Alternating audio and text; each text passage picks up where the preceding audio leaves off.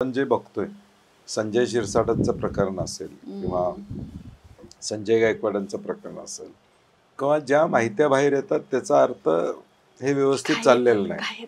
आता ते एखादं काहीतरी इंटरेस्टिंग स्टोरी ते सांगणं संयुक्तिक राहणार नाही, कारण की शेवटी एखादा पुरावा असल्याशिवाय बोलणं आपण बरोबर असणार नाही. आम्हाला काही गोष्टी माहीत असतात परंतु त्याची वाच्यता करणं, परंतु चांगलं चाललेलं नाही एवढं खरं आहे. तीन पक्षामध्ये जे वातावरण आहे ते व्यवस्थित नाही आहे. मी सातत्यानं सांगतो हा नॅचरल अलायन्स नाही, हा आउट ऑफ कंपल्शन झालेला अलायन्स आहे.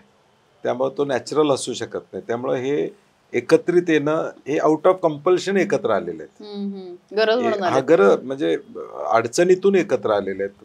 नॅचरली अलायन्स म्हणून आता काँग्रेस राष्ट्रवादी आम्ही नॅचरल अलायन्स म्हणून 15-20 वर्ष काम केलेलं आहे.